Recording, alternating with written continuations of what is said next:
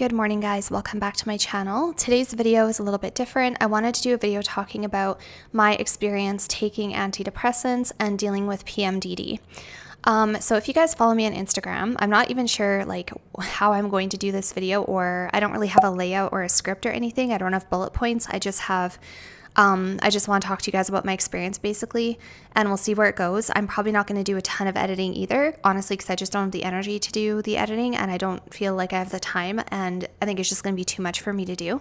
But if you guys follow me on Instagram, you might have seen that I shared that I recently decided to go back on medication, which this is the second time in my life ever going on a psych med or on an antidepressant medication to manage my mood. The last time was about 5 years ago when I was still in nursing school. And honestly, I probably could have and should have been on medication multiple times in my life, but I didn't have the advocacy or the support or the people in my life who knew that I should have been on something. And I myself did not seek out or talk to a doctor about it or anything. But there's lots of times in my life I think I probably should have sought help. So I struggle with a condition called PMDD, which is basically PMS on steroids, and people who have not been through PMDD don't understand it. I actually saw a video the other day where it was a psychiatrist explaining to just a layman person who happened to be a biological male, and he was asking questions about it, and he was like, okay, so what's the difference? Doesn't that happen anyway? And it's like people don't understand. They think that PMS is just okay, you get a little bit more irritable and, you have, you're more fatigued and you cry a little bit more often and whatever. And it's just like being an overly emotional female essentially is what people feel PMS is. And that kind of is it. And some people get headaches and some people get bloated and cramps and the whole 9 yards. I have never gotten the physical symptoms of PMS, maybe a little bit of water retention that goes away immediately when my period starts. But I have always gotten very, very bad mental side effects or symptoms with my PMS. And I actually didn't even know PMDD was a thing until years ago. I discovered it. It's an official diagnosis, and I will put the symptoms on the screen for you guys. But essentially, in the last part of your cycle, it can be a week for some women. It can be 2 weeks for other women starting right after you ovulate, or it can just be closer to the period date. You basically spiral downwards into very, very severe form of PMS that can include other things, not just your typical PMS. So sorry, you guys, I'm having a hard time putting my thoughts together. So for me, I have struggled with anxiety and depression my whole life, ever since I can remember, probably since I was probably about 14 years old is when I first started, I first remember having memories of struggling with any kind of anxiety or depression. That's my earliest memory of it. And it was on and off. A lot of it was probably circumstantial. I've never been to therapy. I probably should go to therapy because I didn't have a very functional childhood. There was some stuff that happened in my childhood that definitely, I'm sure, contributed. And other things that I won't touch on in this video. But anyways, however things happened, as a result, I have had anxiety and depression periodically throughout my life since I was about 14 years old. And I'm in my mid-30s now, so it's been a long time. Then probably about I would say in the last 10 years or so, I've noticed that it started to happen more often circulating around my cycle, and it happens more often than not. I have these kind of episodes, these depressive episodes and anxious episodes during my PMS week more often than not, 9 out of 10 times. There will be the odd month where things will be better and I'll pull through and it'll be fine. But most of the time it's I become kind of a completely different person for that week. So it would be fine if it was just a low mood and you just had to deal with it and get through it and move on. But the trouble is when you are in these really low depressive moments with your PMDD, you get to a point where you are so low and so illogical that you don't really understand the difference between what's reality and what's not reality, and it starts creating problems in your life, and you start making decisions based on that false reality. For example, you might be tempted to quit a job or quit a project that a week ago you were very excited about and you normally like to do. It causes disruption in my day-to-day life. It causes me to have greater interpersonal conflicts. It causes me to think about quitting work. It causes me to call into work because I'm having so much anxiety or depression that I don't feel that I can get up and go to work. It causes me to get very upset and stressed about things that I normally would be able to deal with. And I'm very like all or nothing about those things. I feel like, whatever I'm dealing with has to end versus working on it. So obviously that creates problems in interpersonal relationships. I make really bad decisions during that week. And as much as I know, like logically, I can tell myself this is probably just my hormones, I can't talk myself out of being in the state that I'm in. And I inevitably have conversations that shouldn't happen. I say things that I probably shouldn't have said. I do things I shouldn't do. And I also go to sometimes some very, very low places, which are just miserable to be in. I mean, it's not a fun place to be in where you feel hopeless, worthless, like you're a burden, like you would be better off not existing. People are lying to you. Everyone's upset with you. People are just saying that they care about you to appease you, but they really don't care about you. Everything is falling apart. Everything is hopeless. And yeah, so that's just like the tip of the iceberg, I guess, without getting into too much detail because I don't know if this video would be monetized or not. But yeah, so those are some of the things that happens to me during that week. It's almost like clockwork, and anybody you talk to who struggles with PMDD, basically the day that your period shows up, it's almost like somebody lifted a veil or opened the blinds and you can see clearly again, and you just start to come out of it. You relatively quickly start to come out of it, and for the next week or so, week to 2 weeks, you feel pretty good again. You feel like your normal self. And then it starts all over again. So it's not fun. And it's something that has been a problem for me for a while. And I have tried to manage it in other ways. And where else should I go with this to begin? Sorry, I'm a little bit foggy in the head, so I'm not probably describing this all very well. So one thing that I've noticed is that also I have been having more trouble with anxiety and depression even in the interim between my periods. And it is easily triggered by things like before I went back to nursing school, I was managing pretty well. I don't know if I had really bad PMDD. I probably did to some extent, but I don't really remember it that much. And then it seems like when I went back to nursing school, that was when things really escalated for me because it was extremely stressful. So I was a single mom. I'm still a single mom. I have a partner, but I'm still a single parent, ultimately like the sole caregiver for my child who lives with me full time. And she's a teenager now. But I was a single parent and I was working casually on the weekends whilst putting myself through university full time, which is already stressful. Like being a mother and working is already like enough, but then add on top of that, going to school full time, which is also stressful. The financial aspect of it, paying for it, having less income, also stressful. And then on top of it, the degree that I was taking was nursing, which has been shown to be one of the most stressful degrees a person can take. It is a very stressful thing. Then on top of it, not just the fact that it was like a stressful degree, but I was also having some difficulties in university because there was some interpersonal and technical things going on while I was in school that I didn't really have control over. For example, I was working as an LPN previously to going back to school, which for those of you who don't know, an LPN is basically, it's a 2-year program for nurses versus a 4-year. And I think in the United States, I think they're referred to as I'm not sure what they are, CNAs or something. Anyways, so in Canada, you've got your LPN and your RN, and the RN is the one that has the 4-year degree and the LPN is the 2-year diploma. So anyway, one of my instructors did not think that LPNs were real nurses, quote unquote, and she would let me know that every single day. And I always felt that she was, I always felt like I was in danger of failing, and she didn't treat me very nicely. But anyway, that was one of the many, many like little nuances that happened while I was in nursing school. And so nursing school was just very, very stressful for me. And I'm a very like go-getter. I've always been a very go-getter type A personality type of person.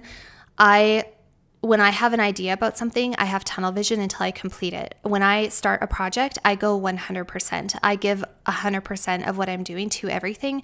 I was always a straight A student. I've always maintained fitness, and not just like being okay, being like relatively fit. Like I wanted abs, I wanted to be super fit. And I've maintained that pretty well, for the last 10 years or so. Even while I was in school, I still did that. I'm a very like high achieving, almost perfectionist type of person, which again, maybe I could have explored during therapy, but that's just my personality. I'm very like go-getter, all or nothing, have to do everything perfect, kind of hard on myself. And as a result, I would put a lot of things on my plate. So imagine doing all of that while you're in nursing school. And I still graduated at the top of my class and everything else, but I was extremely stressed out. So when I was in nursing school, I was starting to become emotionally labile. I would be not managing very well at all. I was extremely stressed. I would start crying at everything. I was becoming so anxious. My anxiety and depression was going through the roof. I just felt so stressed out. I wasn't coping. I had so much on my plate. And finally, one morning, I woke up and could not bring myself to go to work. And I called in and I couldn't go because I was on the couch crying and I couldn't go. Plain and simple. It sounds stupid. It sounds like, well, pick yourself up out of your rut and go to work. But that was what it was. And I went to the doctor's office that day. And this is a little bit like the emotions are kind of not so real, but I still remember that day going to the doctor's office. And I broke down crying, and she gave me a prescription for Pristiq, which is a serotonin and norepinephrine reuptake inhibitor. I believe that the generic name is desvenlafaxine, which is basically Effexor's little sister. It's a relatively newer antidepressant, and apparently it was really good. It came highly recommended. And so I went on Pristiq. I started Pristiq that day. And my experience on Pristiq was good. In a nutshell, it was great for me in a lot of ways, but it had a lot of side effects. So I was nervous to take Pristiq because I had never taken any kind of antidepressant before. I knew that there was potentially a lot of side effects. And I also just was like nervous to take it because I just didn't know how it would impact me. And I think everybody, before you start taking any kind of medication like that, I think everybody's a little bit nervous about it. And I remember I got home and I put the pill container in the cupboard and I just left it there and I just walked away. And I didn't even know if I wanted to take it, but at the same time, I kind of knew that I should. And it's really funny when you struggle with depression because you don't realize until you come out of it, you don't realize how bad it actually was. And I finally made the decision to take a pill. And I remember it kicked in pretty much instantly for me. Obviously, antidepressants can take up to like 6 weeks to 2 months to reach full therapeutic effect, quote unquote. But for me with Pristiq, the impact in my life was instant. So I took the pill, and within about 2 or 3 hours, I remember I had so much energy. I was off the couch. I was going to the gym. I was cleaning the house. I was rearranging the house, and it made me feel relatively high. And I believe that was the norepinephrine reuptake inhibitor aspect of it. And then also I had a little bit more of that feel good mood from the serotonin aspect of it. So Pristiq, and it took me some time to get used to it. For the first couple of weeks, I was yawning a lot. I was very jittery. I had a hard time sitting still. I was constantly fidgeting. I just felt very high. My pupils were dilated, because norepinephrine obviously gives you that kind of fight or flight, stimulant effect. And so I literally felt like I was high. And I had never done certain types of drugs before, but I can imagine that that's what similar to that's how it would feel. That's how I felt. I just felt on top of the world. Like nothing could stop me. Nothing could hold me back. I had so much energy. Nothing could bother me. And Pristiq was really good for me for a while because even though it was rather intense and probably too much, and I don't think I would want to go back on it again, it was just too much for me. It definitely was what I needed at the time to pull me out of my slump, because at least I wasn't on the couch crying and unable to do anything. It gave me energy. It fixed my mood. I was no longer upset. I was no longer crying. I was able to manage things. Things were still stressful, but I was able to manage them. And that's the whole point, right? It doesn't fix your problems. It just helps you manage through things that you might be going through. I was on Pristiq for a while, and it did start to mellow out. The side effects started to mellow out a little bit, and my body was a little bit more regulated, but I still did have a lot of side effects from it. So some of the side effects that I had from Pristiq was extreme sexual dysfunction. I'm just not even holding anything back here, you guys.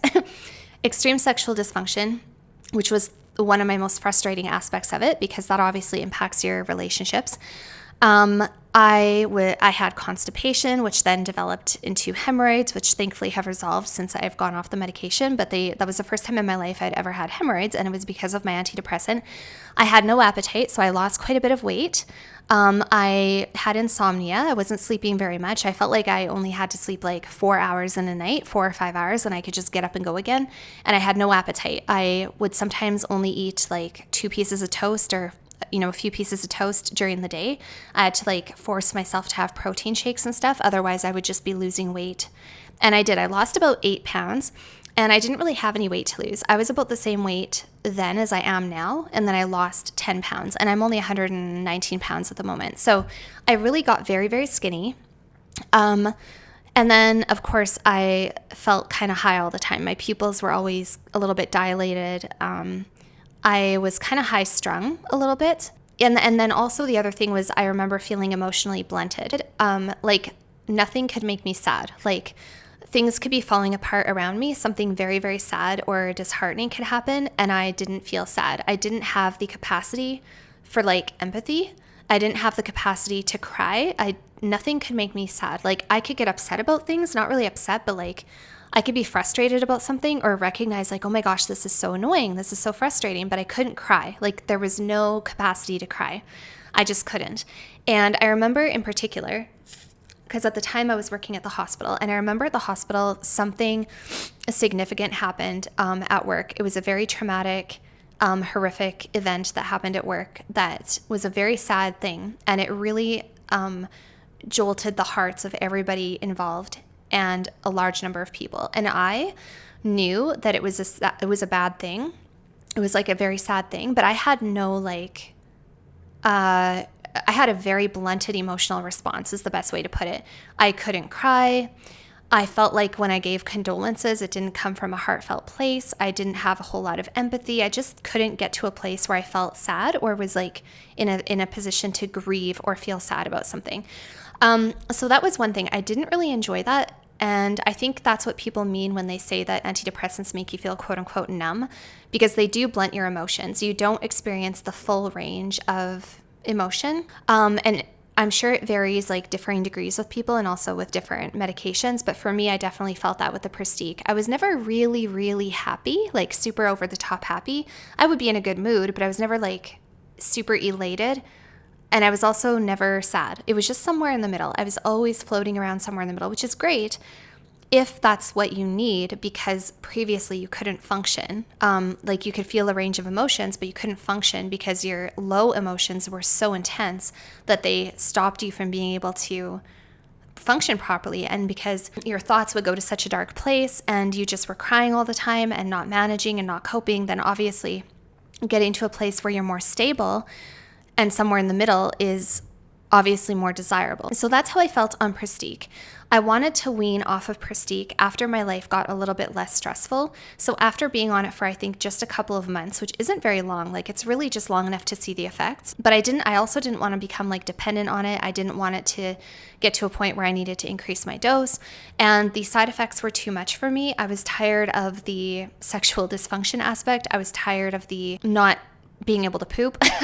I was tired of being skinny and always feeling like I was kind of high strung, and I knew I should be eating, but I didn't have a good appetite. There was just a lot of side effects that I didn't want.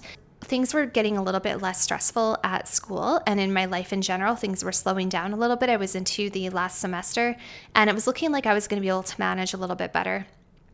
With my time and everything, I was going to have a lot more spare time. Interestingly enough, as a side note, it took me until my 3rd year to really have a mental breakdown. And I did. I had a number of mental breakdowns. Anyway, more on that in a second. So I wanted to wean off of the Pristiq without going into too terrible much detail. It was a very hard drug to wean off of, very hard drug. The instructions that I got from the physician were take it every other day for 2 weeks and then stop. I don't think he ever tried taking an SNRI every other day for 2 weeks and stopping, because let me tell you, it's not as simple and easy as it sounds. I felt absolutely sick.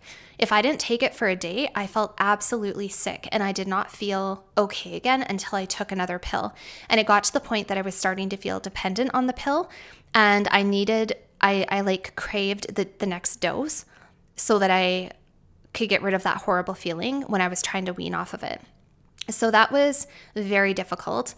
So in order to make that a little bit easier, I switched to Effexor, because Effexor has a wider dose range. And with that, I was able to slowly wean off of it a little bit easier.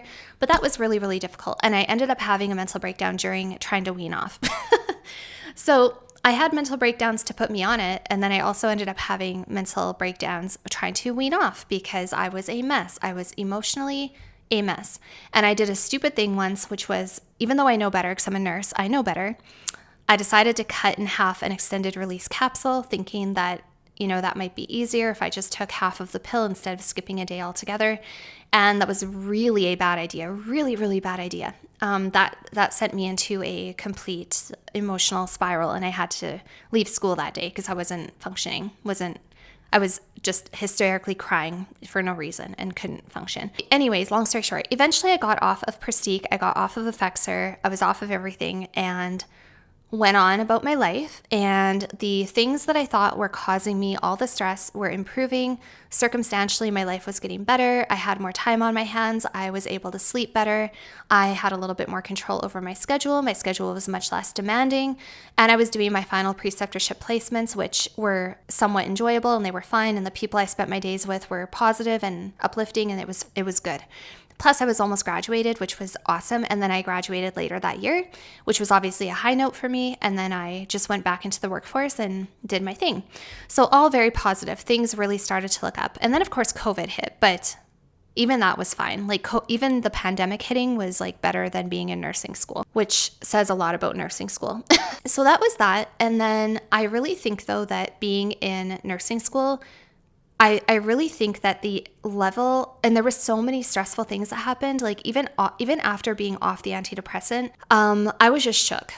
My emotional state was very fragile, I feel like, from nursing school on. It was what doesn't kill you makes you stronger, but actually it doesn't. What doesn't kill you actually makes you weaker. You just don't realize it. Being in nursing school, the emotional impact and all the difficulties, all the stress, the fact that I almost lost my preceptorship in the final days because I was stressed out about where they were placing me, and we needed to find a new placement, and I almost didn't get a placement.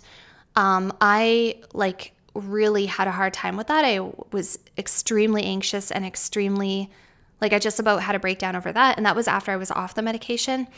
There was so many little things, little unknowns, and then I really feel like being in nursing school was the equivalent of someone having a heart attack for my emotions, because after that point, my mental state just was not the same.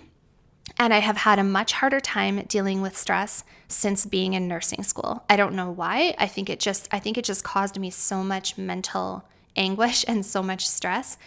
And I dealt with so many different things over the course of those few years that I had gone back to school, that now I'm very easily triggered by things, and it's much easier for me to be sent into a anxious spiral or a depressive spiral. I've noticed that since going back to nursing school, and maybe it was coincidental with my age as well, because I also turned 30 during that time frame, but I've noticed that since then it's been a lot harder for me to cope in general with things, and I'm a lot more likely to struggle. So basically since then, and I've been nursing now out of nursing school since 2019. So yeah, just about 5 years. I think I've been nursing now for 5 years as an RN. There's been ups and downs for sure. There's been struggles. The pandemic was in there and whatever, but that was, not too bad. I found a job that I loved. I'm still at the job. I still love my job. I love my place of work. Relationship-wise, everything's good. Extracurricular-wise, everything's good. Life is good. I have a very good life. I have nothing to complain about. But then I noticed a lot over the last 5 to 10 years, the cycle around my period and the cycles of depression and anxiety and almost paranoia and just intense feelings of hopelessness and sadness and moodiness and irritability and everything else all around my period, to the point that it would start creating problems in my life. That started happening. I didn't go on anything for it because some months were better than other months. And I kept telling myself that I could manage, making sure I'm getting enough sleep, making sure I'm eating properly, making sure to continue to get exercise, cognitive behavioral therapy, telling myself, this is not reality, this is just your hormones. And what is the likelihood that this event is actually happening? What is the likelihood that this event is actually a real event that's happening?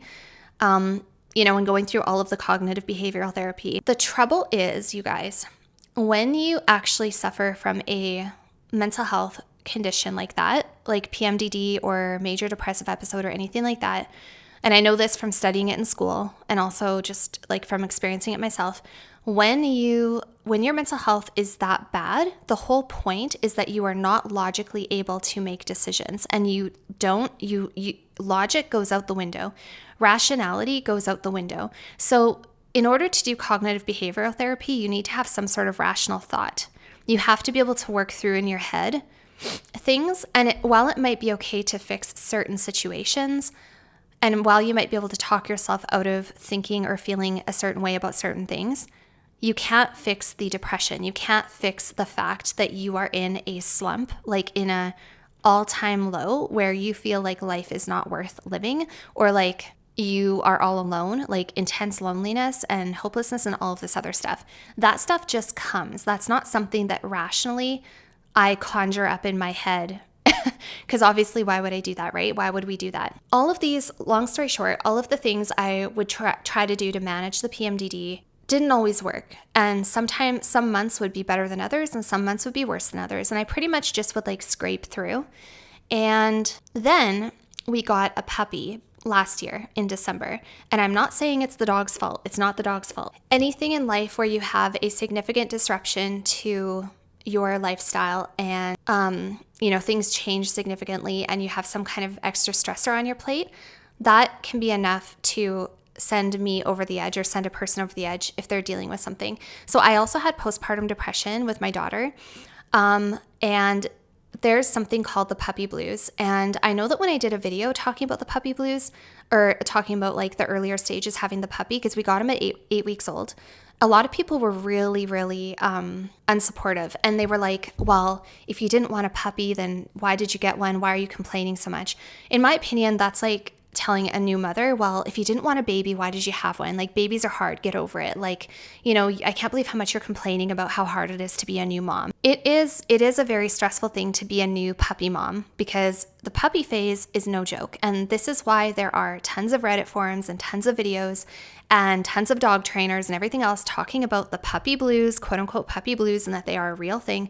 Basically, it is the overwhelming stress and anxiety and the fact that you feel like your whole life has changed and everything is really difficult, and there's so many different stressors and things that are going on while having a 8-week-old puppy, brand new puppy in the house. And yes, it was very stressful. Tons of different things. I'm not going to get into all of the specifics, but that I think was a trigger for me. The significant change to my lifestyle, the fact that I felt like I was doing a lot of it all on my own because my partner was working a lot and I wasn't working as much. And so it was me taking the brunt of everything. And plus we were in the middle of winter. I also already have a little bit of what I think is seasonal affective disorder. So it all happened in the winter. So getting the puppy, the extra stress of having the puppy, the fact that my whole lifestyle had changed. I couldn't have decor out. I couldn't wear any of my nice clothing. All of the clothing I did have was getting torn apart by the puppy because he was in the teething phase and biting and playing and didn't understand house rules. My hands were being used, my ankles, my feet were being used as chew toys. I was constantly bleeding and cut up and scraped. Accidents around the house, feeling like I couldn't leave the house, the dog having separation anxiety, me feeling overwhelmingly guilty and anxious and stressed every time I would have to go out to do anything, whether it was the post office or groceries or work or anything, overwhelmingly feeling stressed about that, trying to do crate training, and crate training wasn't going so well. Getting up multiple times throughout the night, not having a full, solid night of sleep, never being able to sleep in, no time for myself, feeling like I looked and was dressing like a frumpy, in my pajamas that had holes in them all the time. Just my entire lifestyle changed. No time for anything. And I felt like I was just stuck in my four walls with this animal that was like destroying everything. And we love him dearly, don't get me wrong, but like that lifestyle change, and if you aren't familiar with it, please educate yourself a little bit and have some compassion, because I have had human children before, and yes, having a new puppy in the house had very similar emotional impacts for me as having a new baby in the house. Very similar.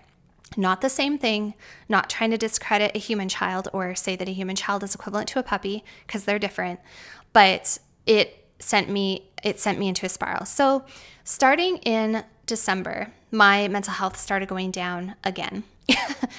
Similar to how it was in nursing school, but actually almost even worse, I would say.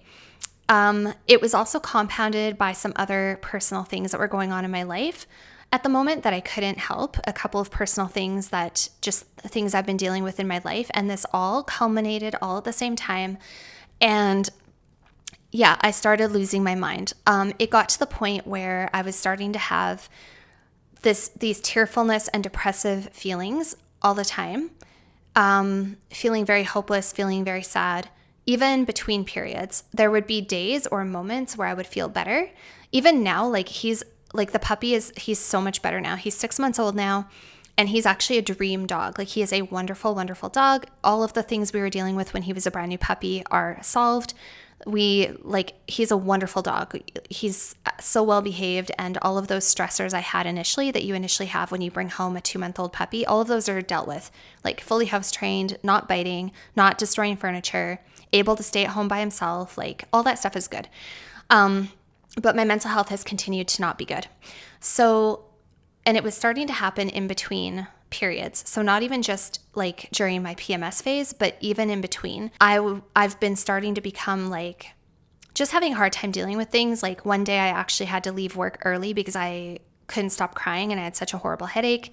And a coworker asked if I was okay, and I just broke down and was like, no, I'm not okay. And I had to leave. And yeah, just like not coping with things and starting to go into this, I don't feel it right now, so it's hard for me to conjure up those feelings, but starting to go into this significantly depressive episode where I couldn't pull myself out. More days than not, I was in this significantly depressive episode feeling and could not pull myself out. And it was starting to create problems with me interpersonally. And that was when I knew I needed to do something about it. I had a particularly, like, for about 2 or 3 months, it was like nonstop negative mood, significant irritability, emotionally labile, just like not really ever having a lot of ups, but having a lot of downs. Always feeling hopeless, always feeling immobilized, feeling like I couldn't do anything. Feeling immobilized is the best way to put it. I felt immobilized. Not going to the gym as often, not having as much motivation to do things. I had a couple periods there where I did feel motivated, but it didn't last. Anyways, and I had a particularly bad period last month. Particularly bad, like very, very bad. And to the point that I didn't even recognize myself. And I think my boyfriend also didn't recognize me, sort of. He was like, do you have any idea like how you're acting? Like, and I was being very, very irrational. I couldn't even talk without crying. Like, I couldn't even talk. Like, it was constantly like I was walking on eggshells with my own emotions. And also I think he probably felt that way too, because I was so easily triggered into just going down into a spiral. Of course, after my period was over, it was almost like, just like it always is, it was almost like one day I woke up and a switch was flipped and I felt level-headed again. And I told him that day, I said, I'm sorry about how things were the last like few days. And he had suggested, actually, he's like, do you think you need to, and he asked me this like a month ago. He's like, do you think you need to go on something? Like, do you think you need to be on like an antidepressant or something just to like help you deal with everything? And I didn't want to for some reason. And anyway, he asked me again this time. He's like, he had said, do you think you need to go on something? And again, I had said no, because I was in the middle of my illogical depressive state. And when you're in that illogical depressive state, you aren't feeling motivated or optimistic or like you want to help yourself. You aren't in the mood to seek out help. You want to run away. The mood that you're in is like you want to just find a way to numb yourself or worse. You know what I mean? So when you get into those stages, you feel so hopeless and you just want to like run away. You're not looking for help. The unfortunate thing, the trouble with mental health, you guys, this is the paradox, is that when you get to that point that you're so low that you need help, you also are not in a sound enough mind to actually get help. That is why people do stupid things when they get to that point. That is why people do things. That is how they end up in the emergency department. That is how they end up on the psych ward. Because once you get to that illogical, irrational state of being, you are not in any place mentally to be like, oh yeah, I'm going to be proactive and go to the doctor and get a prescription and everything's going to be fine. Like you almost need to be pushed into it. You almost need somebody to urge you or advocate for you or say, go to the doctor and get you need somebody to support you in that kind of thing and help orchestrate it. And so anyway, on that day, after the veil had been lifted, after I was seeing clearly again, of course, because my period, and this time it lasted into my period, like well into the bleeding phase. It didn't just go away when it started. It lasted like the entire time I was bleeding. It was awful. Anyways, and when it lifted, I said, you know what? I said, I think I need to go on something because of course now I'm feeling logical and rational. And I said, I don't want to experience that again. I said, I cannot go through that again. I do not want to go through that again. And I said, I'm sure you don't want to either. And so anyways, I made plans and I got a prescription. I got what I needed. And I don't think it was that day, but it was later that week. It was like a little bit later on that week, I actually started another medication, and that takes me to present day. So I started Sertraline. So Sertraline is an SSRI, so it's a selective serotonin reuptake inhibitor, which differs from Effexor and Pristiq because those are SNRIs. So this one does not have the norepinephrine effect like the other ones did. This one is just the serotonin effect, which I've never been on this type of drug before and didn't know what to expect. I was really worried about side effects, but the reason we chose Sertraline, brand name Zoloft, is because it had apparently one of the lower side effect profiles, especially related to sexual dysfunction. That was one of my biggest things, and also weight gain. I really didn't want to gain weight or whatever because fitness is super important to me. But I live a pretty active lifestyle. I eat pretty healthy, and I'm not the type of person, like, unless it's actually a metabolic change in my body, like a antipsychotic drug would do, second generation antipsychotic drugs. Unless it's like that, I'm probably not the type of person who's going to gain weight because my lifestyle just doesn't allow for it. And I don't snack a lot. I don't keep stuff like that in the house, like whatever. So I wasn't too concerned about that. So the main thing was I didn't want to have sexual dysfunction. But I knew I needed something nonetheless, and we actually thought about maybe I should just take hormonal contraception, like oral contraception, just for a couple weeks of the month. That has been shown to be helpful with PMDD, but because my mood I've been struggling even between periods, and it has been really hard for me. And also another treatment for PMDD is SSRIs. We decided to go the SSRI route, not just the hormonal route, because I feel that there's more than just the PMDD. And I don't know what it is, and maybe I need to go get diagnosed, but I feel like there's more to it than that because I'm also generally a very anxious person. That was one thing after we got the puppy, my anxiety went through the roof. And again, I'm not saying it's the dog's fault. I am predisposed to these things and things trigger me. So I started Sertraline at a low dose, 25 milligrams, and today is day 8. After a few days, we bumped up to 50 milligrams. I will say my experience so far, the mood elevation was, again, almost instant for me with the Sertraline, the same way that it was for Pristiq. I noticed almost like overnight that I did not have the same level of anxiety, and also my mood was elevated. I didn't feel like elated or super happy or anything, but just I wasn't feeling at all like depressed or tearful, or I just felt like I could deal with things better. So, of course, antidepressants do take a few weeks to work, and there's a whole bunch of chemical changes that go on in your brain while they are reaching therapeutic effect and before you reach that full benefit of the drug. And I don't understand all of it 100%. I've done some reading about it, but I do feel that I feel a little bit more anxious now, 8 days in, and a little less good now, 8 days in, than I did those first couple days, probably because the first couple days I was flooded with more serotonin, and then now it's probably doing the down regulation thing. I think that's what's going on now, is my body is like having a feedback mechanism to the serotonin, which is going to make me feel worse for a while, and then it'll probably go back up. I don't 100% understand it. I'm not a pharmacist. So I don't I definitely feel better now, and my period is due in about 5 days. So this is actually a really good time to test it, although the drug hasn't fully taken effect. So this probably isn't the best month to gauge its effectiveness. I'm sure I'll feel even better in a month or two, but I really want to stick with it for the long haul. I don't want to feel like, oh, it's not working, I should go off of it or whatever, because I think I went off of Pristiq probably a little bit too soon. I wish I would have stuck with it for just a little bit longer. And I definitely can tell a difference in my mood, and I definitely feel like I can manage better right now. Like, I'm still, being that I'm in my PMS week at the moment, my period's due in like 5 days. So I still feel like a little bit more irritable, a little bit more cranky, definitely more tired, definitely more, a little bit of anxious. I actually felt really depressed yesterday for a little while. I felt quite down. I actually cried a little bit yesterday, which was the first time I've cried since starting the SSRI, but also I'm in my PMDD week right now. I would normally be very low right now.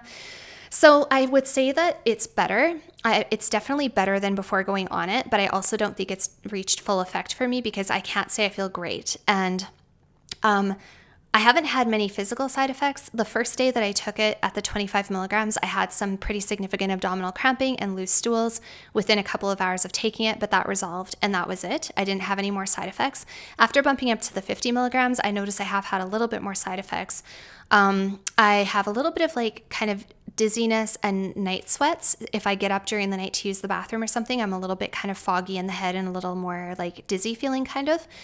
I also sometimes toss and turn a little bit during the night and have a little bit of GI discomfort during the night when I'm sleeping, but nothing too significant where it's like hugely disruptive. Just I notice it and it takes me some time to get comfortable and I just don't feel great. Kind of like low key having a bit of a flu feeling during the night. I'm also like a little bit more constipated now than I was a week ago, which is interesting because the first day I had like loose stools. Now I'm like the other direction. So I have to make sure I'm drinking enough water. I just don't think I've been drinking enough water the last couple days. But the one thing that I will say that I notice a lot at the moment, the one thing since going on it, I feel very even keel, like mentally. I feel much more balanced, much more stable. I actually felt really good before my PMS week kicked in. And now that my PMS week is here, I'm like a little down, a little lower. But I feel quite, I'm having a little bit of brain fog at times and also like a hard time completing tasks, which I looked up and apparently it is known as executive dysfunction. So I'm having a little bit of like trouble getting started and completing tasks. I'm a lot less motivated at the moment. My go-getter personality is not go-getter anymore at the moment. I'm just like lacking motivation to do things, but I don't feel bad about them. So like, yeah, for example, I decluttered a whole bunch of makeup the other day, and normally after I do a declutter, I get rid of the stuff right away. Like I find some place for it to go. I call my mom, I ask if she wants it. I give some to my daughter. I donate it, or things that are expired, I throw them away, whatever. But I literally like decluttered it and then I just left everything sitting there and it's not even bothering me. Like old me, I would like deal with that. Also like I haven't had as much motivation to do things like make videos and stuff like that. I worked a night shift the other night and it was really hard for me to focus and I didn't have as much desire. I didn't have as much get up and go when it came to my job. Everything feels right now like it takes a lot of persuasion. Like I have to really work at making myself do something at the moment. I still get things done. Like I'm not living in filth or anything. Don't get me wrong. Like I'm still washing my hair. I'm still taking the dog for walks. I'm functioning. It's just, I'm getting like everything done that needs to be done, but I don't have a lot of like pep in my step at the moment. I just feel kind of in general kind of tired and I don't have a lot of motivation at the moment. So it's kind of early on for me to make this video, you guys. I'll do an update in the future for those of you who are interested, and I'll tell you like how it's going and the changes I've seen and if it gets better, if, anything else changes. But I wanted to do it now while I've got the last like little while here kind of fresh in my mind. And then I can do an updated video. So one thing that apparently works really well with SSRIs is taking bupropion, or also known as the brand name Wellbutrin. Apparently that is a really good combination with SSRIs to help with the whole part about the brain fog and the energy and the executive dysfunction on that whole aspect of it. So this is like well documented. And so that is something I'm actually going to be starting as well. I'm a little bit nervous for that because it's a little bit more of a stimulating medication. And I don't want to feel like high. Like I don't want to feel like all keyed up. And sorry about that, guys. I just got interrupted. I have company over anyway. Long story short, so I just came upstairs to finish this really quick. Anyway, as I was saying, I don't want to feel all keyed up. I don't want to feel all like jittery and like restless and all that kind of stuff. But I'm also excited to try it because I'm hoping that it gives me, I definitely need a little bit more get up and go. Like I have projects I want to work on. I've got things I have to do. I have videos I have to make for YouTube. I have videos I want to make for YouTube. I've got, I have to work, and I want to go to the gym. I have all these things I want to do. I'm usually like a very motivated person. I'm a little bit nervous about like the side effects of bupropion, but I'm also like hoping that it is the other part of the puzzle that I need to feel even better than I do now, or to feel better than I do now. So anyways, I'm going to cut this video short here, you guys. It's already a very long video and I have people downstairs waiting for me now, which is rather uncomfortable. But I just want to give you guys let you know where I'm at. If anybody has gone through PMDD or has experience with these medications, or just in general is like struggling with anything, whether it's anxiety, depression, whatever, and just wanted to hear somebody else's story. I know that it can be very, very helpful to hear other people's experiences who've gone through a similar thing and how they felt the drugs impacted them and stuff like that. And I'm in no way like encouraging or promoting that people go out and take medication, but what I am encouraging is that you make sure that you advocate for yourself or have someone who can advocate for you, because sometimes when you get so low, you don't realize how bad it is and you don't realize how much you need help until you get out of it. And then you can look back and you can see just how much you needed the help. And that's kind of where I'm at right now. Like, I'm really grateful that at the moment I'm not struggling as much as I was. I'm really grateful that even though I feel a little bit foggy, got a bit of a headache, I'm feeling a little bit of a lack of like that get up and go. I'm super chill. I don't have a lot of motivation. But I'm really grateful that I'm not like depressed. You know what I mean? Like, even though I had a moment of depression yesterday and I don't feel 100%, like I would say my mood at the moment is like a 6 out of 10, somewhere in the middle, limbo, like kind of like blah. It's like a 6 out of 10. It's neither great nor bad, but a month ago it was bad. And for the last few months, for the most part, it's been pretty bad, a lot. So this is definitely an improvement. But yeah, I will let you guys know how things go with the addition of the bupropion. Come follow me on Instagram. Message me if you have any questions. I don't go through a lot of the comments on YouTube just for my own mental health reasons. I have a really hard time when I find negative comments. They kind of wreck my day and I don't want to do that to myself.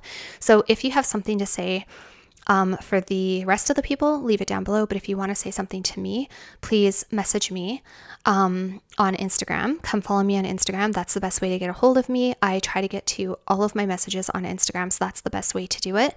And also I share like a lot more like in between moments and day to day and little things. It's more like a real time keeping connected with me if you're interested in that. Yeah, I'm going to end the video here. All I ever hope to get out of these videos is that I help even one person. If even one person sees my video and it helps them, or they feel less alone, or it helps them to make a decision about something, or it maybe gives them that little push that they need to do something for themselves to help themselves, or anything, even if it just helps one person, I think it's beneficial. And I know that I have a lot of followers who actually have a lot of people on my Instagram that also struggle with PMDD. And a lot of people, when I shared on my Instagram that I was starting an SSRI, a lot of them wrote me and thanked me for being so open about it and so transparent. And I actually had a couple people write me and say that it gave them the courage to make a decision to do something to help themselves, because they were also struggling and kind of just keeping it to themselves, and, kind of a taboo subject. But the way I like to look at mental health, I'm just going to close by saying this. The way I look at mental health is I look at it as any other illness, just the same way that a diabetic needs more insulin. People with mental health problems might need more serotonin or something else, and so I try to look at the way I'm struggling with this. I try to look at it as a illness, just like any other illness. I don't believe in any mental health stigma. So many of us go through so many things and it's really, really taboo and people don't like to talk about it. And I think we do need to talk about it because it can be helpful to share experiences. It can be helpful and uplifting and encouraging to share with people how you deal with difficult things in life, because we all go through them. So that's it for today, you guys. I'm going to end this video now.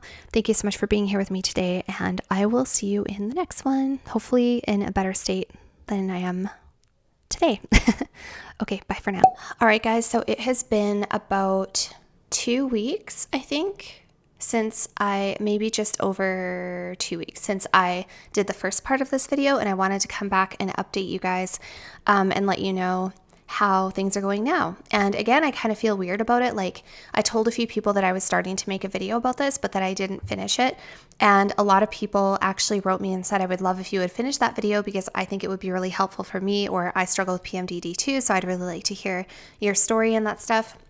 It's very personal, and it does make me feel a little bit vulnerable. And also, I never know who is listening to these videos or watching these videos, but I wanted to come back and do you guys an update anyway, for those of you who who are interested in it. I know that when I was starting antidepressants for PMDD, there was like good content out there that really, really helped me, not just with PMDD, but with other stuff too. I just wanted to hear other people's experiences on certain medications. So I believe last time I was talking to you guys, I was on Sertraline and it was not working very well for me. I believe that I told you guys that it was making me feel a little bit more calm and sort of kind of numb in a sense, but also I was in a huge brain fog. You guys, I was in such a huge brain fog. I think when I go back and listen, because I haven't listened to that first part, but when I go back to edit, I can only imagine how zooed I'm going to sound. We added Wellbutrin to see if we could counteract some of those effects, and then we decided ultimately to just scrap the Sertraline and go just with the Wellbutrin or the Bupropion to see if that by itself would be good, rather than do 2 antidepressants at once, because I really didn't give the Sertraline long enough to even see what the full impact would be. So we decided to switch to Wellbutrin exclusively, 150 milligrams of the extended release formula. And I will say, you guys, I feel amazing right now. I feel really, really good. I don't feel like high or manic or anything like that. Like, I don't feel to the point where I'm like bouncing off the walls and I feel like Superwoman or anything like that, which is actually kind of how I felt when I started Pristiq many, many years ago. I felt like for the first little while, I felt really sort of high. That's not how this makes me feel. I have been on it now for about 2 weeks, I want to say. The only unfortunate thing is, you guys, when I switched from Sertraline to Wellbutrin, I was on my period. And now it's day 14 of my cycle. So of course, normally on day 14 of my cycle, normally during the ovulation part of my cycle, this is the highest point for me, where my energy is the best, my mood is the best, my sex drive is the best. I just feel great, so it's hard for me to tell what is me and what is medication. I'm sure it's a combination of both. Also, other things have been happening too. I recently hit 100,000 subscribers on YouTube, which is amazing. Thank you, by the way. If I have regular viewers watching, I still have to do a thank you video and a celebration video of some sort for that. What else? The weather has improved drastically over the last week or so. Like literally a week ago, we had snow on the ground, and now it's like feels definitely like spring is here. So that's been really nice, and also the high time of the month. So it's really hard for me to tell what's period or what's hormones and what's medication. But like I say, I think it's probably a combination of everything. With the Wellbutrin, I haven't really had any side effects. The first couple of days, I was a little bit jittery.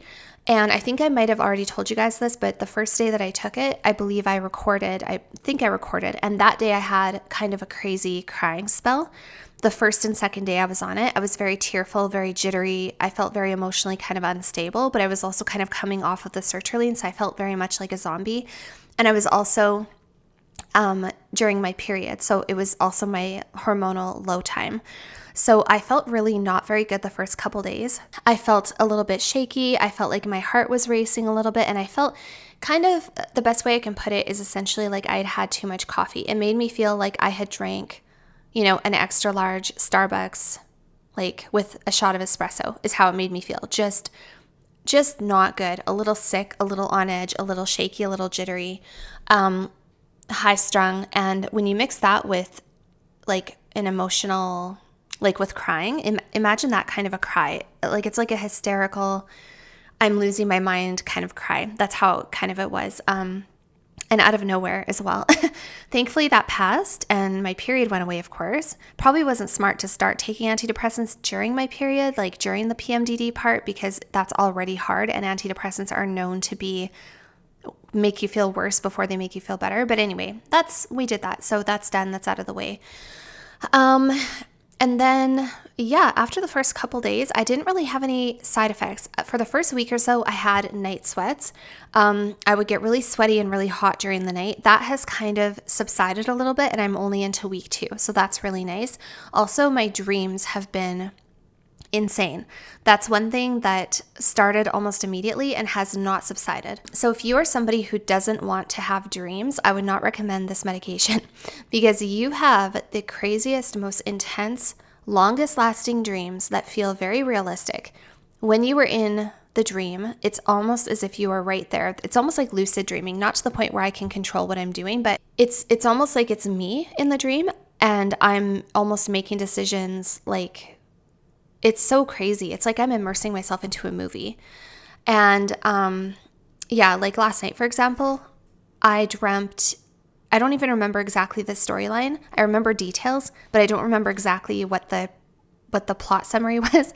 But it was like, imagine Game of Thrones existed in the 1950s. That's kind of what it was. There's a lot of like mystery, a lot of words I can't use on YouTube or else I'm going to get demonetized. Lots of crazy stuff going on. Lots of drama. There's always a natural disaster, some sort of weather event, which are my biggest fears, like tornadoes and hurricanes. So there's always a little bit of like a natural weather disaster mixed in. I don't know where my brain comes up with this stuff, but that's what I dream every night. I have intense, crazy dreams, and I do not know where they come from. So if you're not a person, sorry if you can hear my dog's paws in the background here, but if you're not a person who likes to have crazy dreams, I would not recommend Wellbutrin because people tell me that never goes away. Like it's a side effect that doesn't go away. I will say I sleep very well, which is nice. And I don't feel like, aside from that, I don't honestly feel like I'm taking anything. Because it is a dopamine reuptake inhibitor, I feel like it does enhance things that normally make me feel good, which is great. Because when I was on the sertraline, I didn't really enjoy anything and I didn't want to do anything, even though that was still just the adjustment period. And when I was on Pristiq, I had lots of energy and I felt emotionally chill, but I didn't take greater enjoyment in anything. Wellbutrin is the first antidepressant I've taken that actually enhances the enjoyment I get out of activities. I think because obviously dopamine is that neurotransmitter that is your reward neurotransmitter that makes you feel good when you do things that make you feel good. So working out, like when I go to the gym to weightlift, I actually feel even better during my workout and after my workout than without it almost. Not to a super crazy extent. Again, I'm only on the 150, but it definitely enhances like my workout. It makes my workout, those feel good endorphins I get from my workout, it enhances them. Like, because when you work out, your body naturally releases dopamine, and this medication keeps the dopamine in your system longer. So imagine that you're getting this crazy rush of like happy endorphins from the gym, and this drug is making them last longer and have a more intense impact on me. That's what I think anyway. Every time I've gone to the gym now, I've managed to go 3 times in the last 2 weeks, which is actually pretty good, considering for the couple weeks prior, I hardly did anything. Yeah, the times I've gone, I have felt incredible, like incredible. And something new that I started doing that I haven't done for years, you guys, I don't know if I would say years, but I used to enjoy listening to music while I drove. I would listen to music while I drove. Okay, not years, months. I would listen to music while I drove and, just really enjoy it, really get into it, like turn it up, feel the bass and all that stuff. I loved listening to upbeat tunes while I drove around. And I've started doing that again. So I'm really enjoying the sound of music even more than I was. And that's the funny thing about depression or like PMDD or any form of depression that people feel. One of the most common hallmark signs is not taking enjoyment out of things that normally bring you joy. And yeah, so I wasn't enjoying music as much. I wasn't enjoying perfume. I wasn't enjoying wanting to go to the gym. I wasn't enjoying pretty much anything. I just felt I had a total lack of interest in everything. And I even remember, you guys, this is the craziest part. I told my boyfriend the one day, because he was talking about going to the gym, and I was like, yeah, I don't think I'm going to go. I was like, I don't think I'm going to go much at all anymore. And the crazy thing about your mental health and depression is that it turns you into a different person. Like, I told him, it makes you believe that you are a different person. I told him, I said, yeah, I'm not a fitness girl anymore. I was like, I don't think I'm going to be that fitness girl anymore. I don't, I'm not going to go to the gym and keep fit and all that stuff. It's just not me anymore. And when I said it, though, I said it with a very like monotone, sad, very, very sad, hopeless feeling. And I was kind of more like, yeah, it's not me anymore. I don't do that anymore, and then I was about to cry. And now, like, I'm back to that again. I'm back to my normal self, going to the gym again and just loving it. And I was like, what the heck? What was I thinking? Like, fitness is so important to me. You guys know that I go to the gym usually 3-4 times a week. I love it. Nothing makes me happier than the gym. But when my PMDD was at its worst, I literally resigned from the gym. Please excuse my doggy's squeaky toy. All right, so I'm going to end this video. It's a very long video and I still have to go through and edit. But I wanted to say that even perfume is smelling better. Like, perfume even smells better to me now than it did a month ago. A month ago, I was not even enjoying the smell of my perfumes. It's crazy. Now when I smell my perfumes, I'm like, wow, oh my God, this smells amazing. So it's like everything just is better right now. Everything is heightened. Everything is better. Not to the point where I feel high, though. I don't feel high and jittery and on edge, and that was a feeling I had with Pristiq, which was an SNRI, that I did not enjoy. I did not enjoy that sort of high, intense energy, fight or flight, constantly kind of feeling. It was not enjoyable. I don't have that with Wellbutrin. I was scared that I was going to have that, and I don't.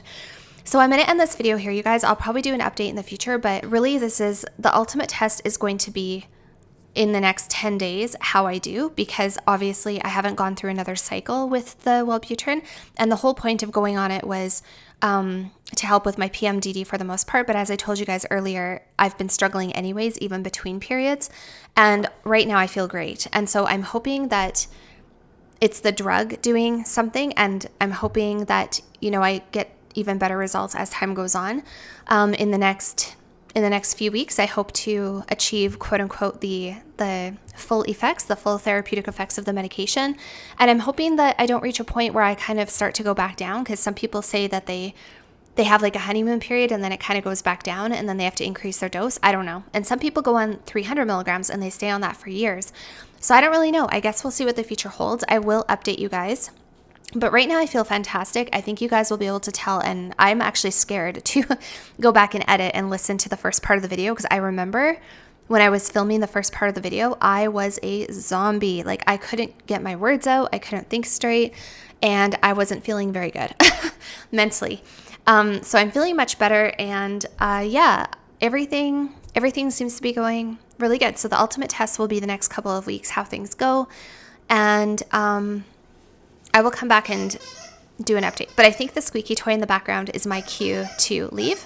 My dog wants to go for a walk. So I'll talk to you guys later. Thanks for being here with me today, and I'll see you all very soon.